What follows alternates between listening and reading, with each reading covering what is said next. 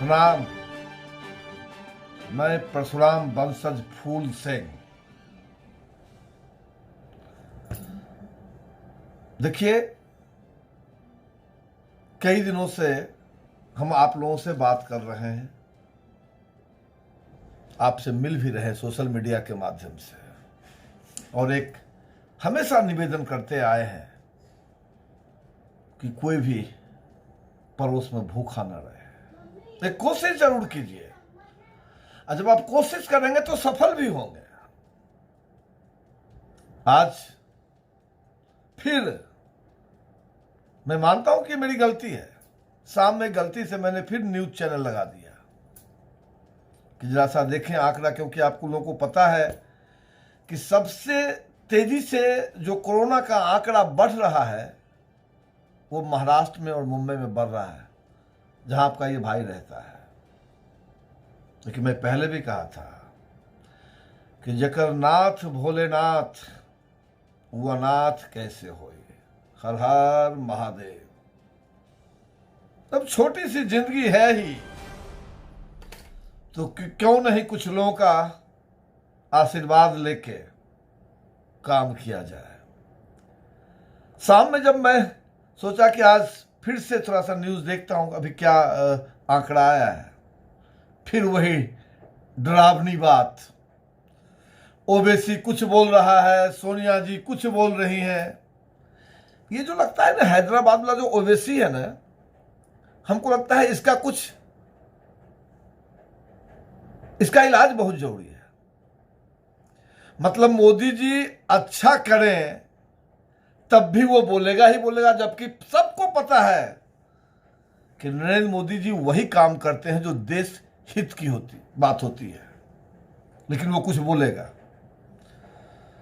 सोनिया जी पूछ रही है कि 3 तारीख के बाद क्या प्लान है, तो मैं सोनिया जी से पूछता हूं कि आपका 3 तारीख के बाद क्या प्लान है। आप इस देश को क्या देना चाहते हैं 3 तारीख के बाद? आपके पास कोई प्लान है? ए सोनिया जी,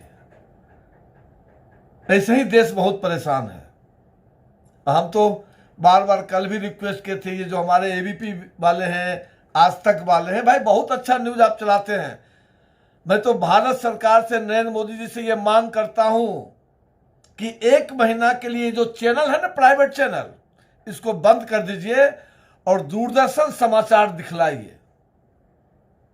वो दूरदर्शन समाचार जो सिर्फ समाचार की बात करे, टेलीविजन पर लड़ावे नहीं किसी को। ओबीसी को आना जरूरी है क्या है?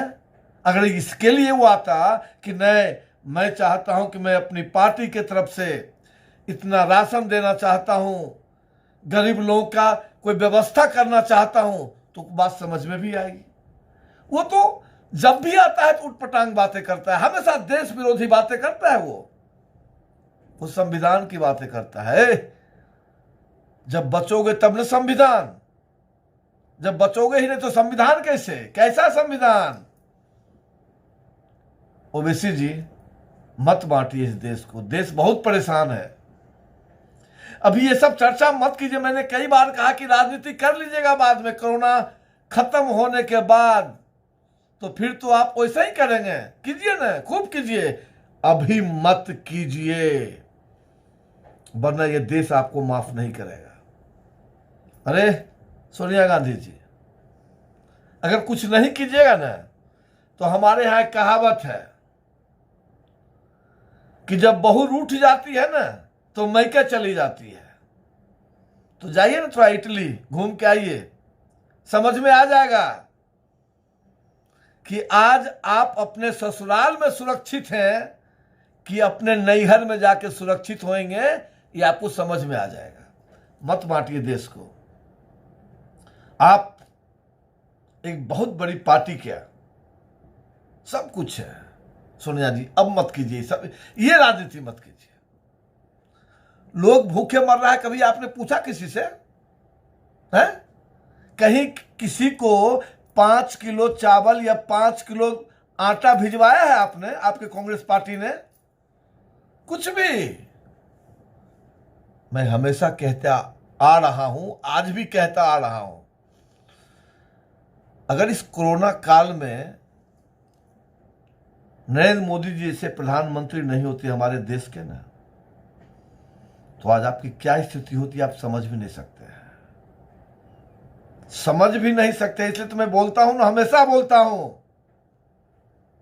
मत कीजिए, जो आदमी काम कर रहा हो ना उसको डिस्टर्ब मत कीजिए, करने दीजिए काम। उनके हाथों में ही हम सुरक्षित हैं और हमारा देश सुरक्षित है, ये 130 करोड़ लोग जानता है। उसमें से वही आप 10-20 लोग हैं ना, आप वो ओवैसी, वो कोई मणिशंकर, ये कोई जो है ना 2-4-10 लोग, ये लोग ही हमारे देश के आप लोग दुश्मन हैं। देश बहुत गुस्से में है, गरीब आदमी अनाज के लिए तरस रहा है। इसलिए आपसे निवेदन करते हैं, फिर हाथ जोड़ के, कोई भड़काऊ भाषण नहीं दीजिए। अरे मोदी जी से मैं प्रार्थना करता हूं कि आप इस देश के अभिभावक हैं, भूखने दीजिए, आप अपना काम कीजिए, पूरा देश आपके साथ था, है और रहेगा भी। क्योंकि जिसको पता है ना आपके बारे में, उसको ये पता है कि आपसे ज्यादा सुरक्षित इस देश को कोई नहीं रख सकता है। और एक विनती करेंगे कि जब इतना लॉकडाउन हो सकता है तो ये जो 4-5 न्यूज चैनल हैं इनको भी 1 महीने के लिए लॉकडाउन कर दीजिए। और जैसे रामायण महाभारत चलता है ना, वैसे दूरदर्शन का समाचार लोगों को दिखलाइए। सिर्फ समाचार से मतलब रहे, लड़ाई से मतलब ना रहे। ये लोग टीआरपी की लड़ाई में, जिसको देखो आज तक कहता है कि सर्वश्रेष्ठ चैनल, एबीपी कहता है कि मैं सर्वश्रेष्ठ चैनल, उधर इंडिया टीवी कहता है कि मैं सर्वश्रेष्ठ चैनल। तो हमारा ये जो दूरदर्शन है ये कब सर्वश्रेष्ठ होगा? सच्चाई ये है कि हमारा ही चैनल सर्वश्रेष्ठ चैनल है, दूरदर्शन। पता नहीं मैं जो बोला हूं वो कितना दिल से बोला हूं, ये सिर्फ मुझे पता है। इन लोगों पर ही 1 महीने का लॉकडाउन कर दीजिए, या बोलिए कि किसी प्रकार का ऐसा न्यूज वो लोग ना दिखलाएं जिससे समाज में बंटने की बात हो। अभी हिंदू, मुस्लिम, सिख, ईसाई, ओवैसी जी, कितने मुसलमानों का आपने मदद किया। हमको, हम अपना नंबर जारी करते हैं, हमको 50 फोन अगर हैदराबाद को छोड़ के, हैदराबाद में जहां बैठे हैं वहां तो 100-200 लोग को बोल दें कि जरा बोलो इसको, मैं कितना मदद करता हूं। हैदराबाद से बाहर आप कितने लोगों को, मुसलमान भाई को मदद करते हो, हमको पता है। मत बांटिए देश को, मत बांटिए, है ना। मदद तो करते नहीं है, खाली आग फैलाने का काम करते हैं। मत कीजिए ओवैसी जी, मत कीजिए। जो लोग मुझे सुन रहे हैं, देख रहे हैं, आप लोग मेरे लिए दुआ कीजिए और आशीर्वाद दीजिए। न कभी किसी से डरे हैं, न कभी किसी से डरेंगे, अपनी बात बड़े बेबाकी से कहेंगे, अंजाम चाहे जो हो। बहुत बहुत धन्यवाद, बहुत बहुत धन्यवाद। हर हर महादेव, हर हर महादेव। नमस्कार।